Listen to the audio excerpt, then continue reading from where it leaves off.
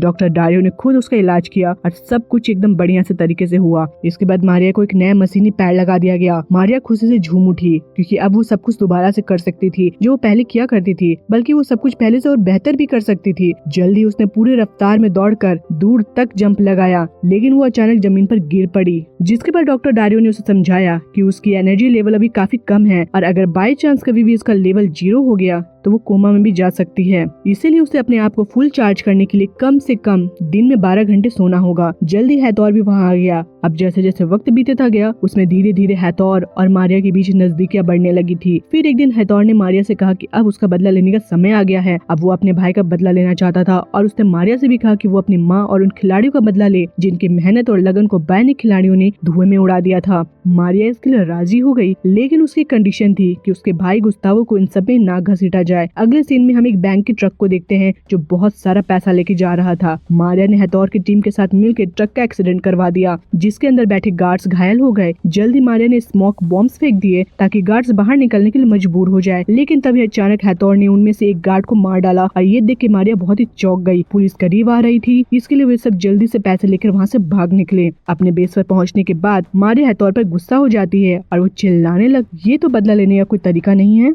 इस पर हैथोर ने उसे समझाया कि उस गार्ड को मारना जरूरी था क्योंकि उसने मारिया का चेहरा देख लिया था। वो कहने लगा कि जीतने के लिए कुछ खोना तो पड़ता है और ये बात तुमसे बेहतर और कौन समझेगा। तभी मारिया ने देखा कि उसका भाई गुस्तावो भी वहाँ मौजूद था। वो हैथोर पे चिल्लाने लगी कि तुमने वादा किया था कि तुम इसे इन सबसे दूर रखोगे, पर हैथोर ने मुस्कुराते हुए कहा, ये पूरा प्लान तुम्हारे भाई ने ही बनाया है, ये हमारे खेल का पूरा मास्टरमाइंड है। अब उन्होंने हैकर्स को देने के लिए पूरा पैसा इकट्ठा कर लिया था ताकि उन्हें नीम चिप्स की अगली डिलीवरी के बारे में पहले से पता चल सके। उनका प्लान अब उन 10 एथलीट्स पर हमला करने का था जो अगले कुछ समय में बायोनिक बनने वाले थे। अब मारिया को ये सब ठीक नहीं लग रहा था और वो गुस्तावो को लेकर वहाँ से निकलना चाहती थी, लेकिन गुस्तावो कहने लगा कि ये तो सिर्फ शुरुआत है और वो यहीं रह के सिस्टम से लड़ना चाहता है। उसकी ये बातें सुनकर मारिया वहाँ से चली गई। जल्द ही पुलिस ट्रक वाली जगह पे पहुंची और उसे बचे हुए गार्ड से पूछताछ करने के दौरान उन्हें पता चला कि हमलावरों में से एक के पास बायोनिक पैर था। इससे पुलिस को ये शक हो गया था कि शायद मारिया भी इन सब में शामिल है, लेकिन लेडी ऑफिसर अब भी यही सोच रही थी कि हमलावर कैमरे के सामने आने का रिस्क क्यों लेंगे। इसके बाद उन्होंने मारिया के एक्सीडेंट के फुटेज को एक बार फिर से चेक किया। इधर मारिया सोच में पड़ी हुई थी कि आखिर उसकी जिंदगी में ये सब क्या चल रहा है।